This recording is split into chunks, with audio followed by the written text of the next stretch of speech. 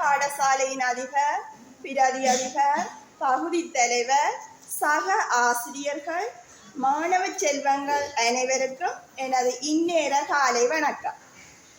இன்று நாம் பாடசாலைகளிலே உடல உள்ளத்தை தளர்த்துற செயற்பாடாக யோகாசன செயற்பாடு செய்து கொண்டிருக்கிறோம். இந்த யோகாசன தினம் ஜூன் 21 பிரகடனப்படுத்தப்பட்டிருக்கின்றது. இந்த யோகாசனத்தினை பெல்ஜியம் நாட்டில் உள்ள மதிப்புக்குரிய திரு ஆல்பர்ட் விக்டர் டாலஸ் அவர்கள் இணையதளத்தினூடாக, நேரடியாக இல்லை, இணையதளத்தினூடாக பாடசாலைகளுக்கு அறிமுகப்படுத்தி கொண்டிருக்கிறார். அதை நடைமுறைப்படுத்தி கொண்டிருக்கின்றார். சில செயற்பாடுகள் நேரடியாக செய்வதே பெரும் கடினமாக இருக்கும்.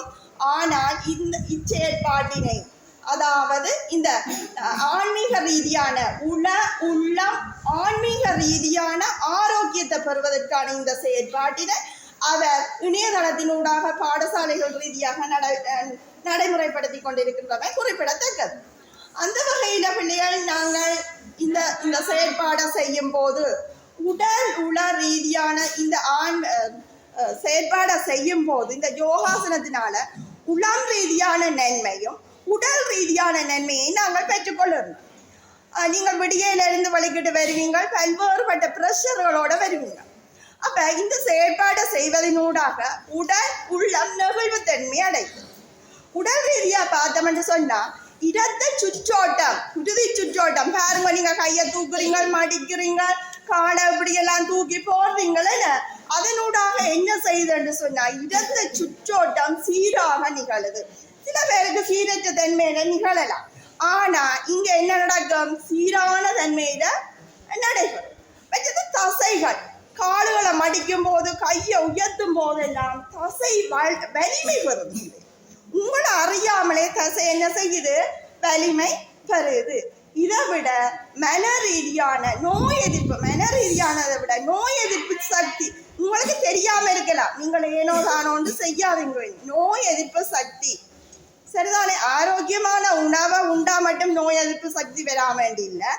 இந்த செயற்பாடினூடாகவும், இந்த தியான செயற்பாடு, அதாவது யோகாசன செயற்பாடினூடாகவும் உங்களுக்கு நோய் எதிர்ப்பு சக்தி வருதுன்னு சொன்னா இதை நீங்கள் ஒழுங்கான முறையில கடைபிடிக்க வேண்டும். உள்ளம் ரீதியாக பார்த்தோம்னு சொன்னா மன அழுத்தம், பல்வேறு மன அழுத்தங்களுக்குள்ள இருந்து நாங்கள் மன அழுத்தத்தில இருந்து விடுபட்டு நல்ல நெகிழ்ச்சியான ஒரு மனநிலை எங்களுக்கு உருவாகும். சிலருக்கு நித்திர குழப்பங்கள் எல்லாம் ஏற்படும். இந்த யோகாசன பயிற்சியை நீங்கள் ஆரம்பத்தில இருந்து இறுதி வரை ஒழுங்கான முறையில கடைபிடிச்சு வருவீங்களா இருந்தா நாங்கள் என்ன செய்யலாம்? சுகமான நித்திரையை இரவுல அனுபவிக்கலாம். இவ்வாறாக பிள்ளைகள் உடல் ரீதியாகவும் உளம் ரீதியாகவும் பல்வேறுபட்ட நன்மைகளை எங்களுக்கு இந்த யோகாசனம் தருவது என்று சொன்னா அந்த யோகாசன பயிற்சியை நாங்கள் என்ன செய்ய வேணும்? மாணவர்களாகிய நீங்கள் அனைவரும், ஆசிரியர்களும் தான் அதை என்ன செய்து செய்ய வேணும். மருந்து குடிச்சுதான் நாங்கள் எங்களோட உடல் ரீதியான நோய்களை போக்கிக் கொள்ள தேவையில்லை. நாங்கள் உடற்பயிற்சி எங்களுக்கு உடல் உள்ள ஆரோக்கியத்தை தார மாதிரி இந்த யோகாசன பயிற்சியும் எங்களுக்கு தெரியுது. சரிதானே? அப்ப அந்த வகையில இந்த யோகாசன பயிற்சியை நடத்தி கொண்டிருக்கின்ற அந்த பெல்ஜியம் நாட்டை சேர்ந்த ஆசிரியர் திரு ஆல்பர்ட் விக்டர் டாலஸ் அவர்களுக்கு நாங்கள் நன்றி கூறுவதில் பெருமை அடைகிறோம்.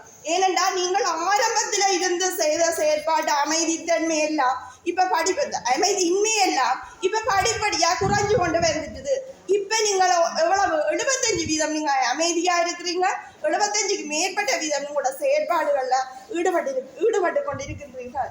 ஆகவே பாடசாலை மாணவர்கள் நாங்கள் பயனடைஞ்சு கொண்டிருக்கிறோம் என்று சொன்னார்.